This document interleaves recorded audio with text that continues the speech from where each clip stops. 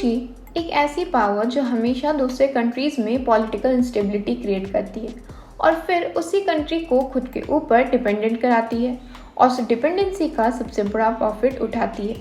जी हाँ, हम बात कर रहे हैं अमेरिका की। यही पैटर्न हमेशा से हमें हिस्ट्री में देखने को मिला है, चाहे मिडिल ईस्ट हो, अफगानिस्तान हो, इराक हो या अब यूक्रेन। लेकिन सवाल ये है कि यूक्रेन वॉर के पीछे असली विनर कौन है? यूक्रेन, रशिया या फिर अमेरिका? चलिए जानते हैं आज के इस वीडियो में।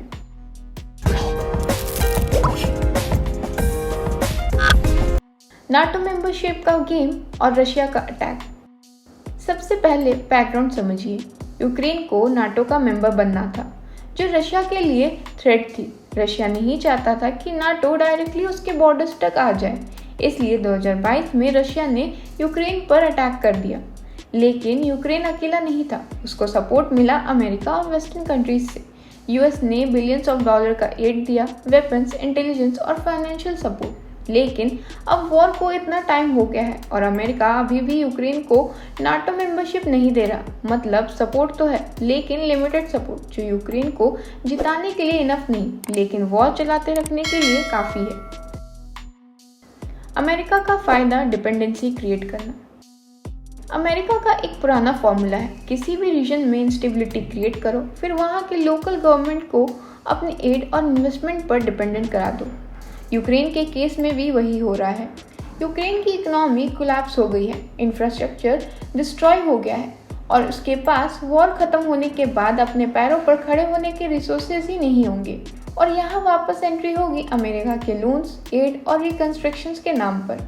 मतलब एक बार फिर यूक्रेन को अमेरिका के इकोनॉमिक कंट्रोल के नीचे ला दिया जाएगा। रशिया ने क्या जीता? 20% एरिया और रिसोर्सेज। वॉर के इतने अरसे बाद अब सिचुएशन ये है कि रशिया ऑलरेडी यूक्रेन के 20% टेरिटरी पर कंट्रोल कर चुका है।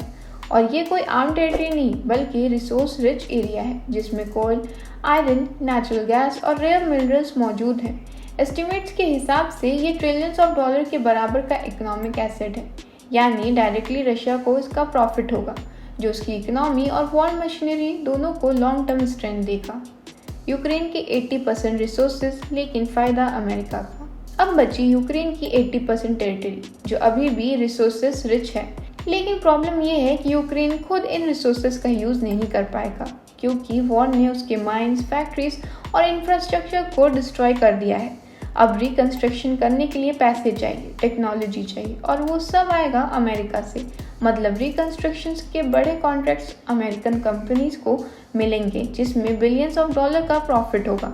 और जब रिसोर्सेज एक्सट्रैक्ट करने की बारी आएगी, तो भी इन्वेस्टमेंट अमेरिका करेगा और प्रॉफिट भी अमेरिका को होगा। यूक्रेन के पास ऑप्शन ही ये बचेगा कि अपने ही रिसोर्सेज 50-50 पार्टनरशिप में अमेरिका को दे।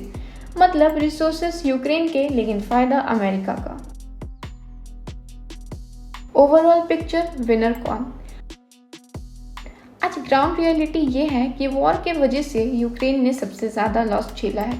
Millions of refugee, economic collapse, infrastructure wipe out.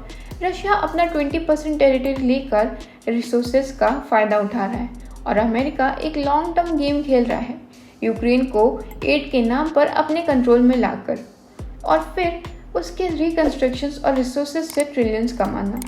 यानी सबसे बड़ा विनर बनेगा अमेरिका और सबसे बड़ा लूजर होगा यूक्रेन। और जब हम यूक्रेन वॉर को देखते हैं तो एक क्लियर पैटर्न समझ आता है। अमेरिका के लिए सिर्फ एक वॉर नहीं, बल्कि एक इन्वेस्टमेंट है। जितना यूक्रेन टूटेगा, उतना ही अमेरिका का कंट्रोल बढ़ेगा। और हिस्ट्री के हर एग्जाम्पल में हमने देखा है कि जब अमेरिका किसी देश में एंट्री लेता है, तो वहाँ के असली रिसोर्सेज और प्रॉफिट्स वही ले जाता है। सवाल ये है कि यूक्रेन की फ्यूचर जनरेशन क्या अपना देश रीबिल्ड करेगी, या फिर वो अपनी ज़मीन पर ही एक इकोनॉमिक कॉलोनी बनकर रह जाएगी? आपको क्या लगता है, असली विनर कौन है इस वॉर का, रशिया या अमेरिका? नीचे कमेंट्स में ज़रूर बताएं। और वीडियो इन्फॉर्मेटिव लगा तो लाइक, शेयर और चैनल को सब्सक्राइब करना ना भूलें। Thanks for watching.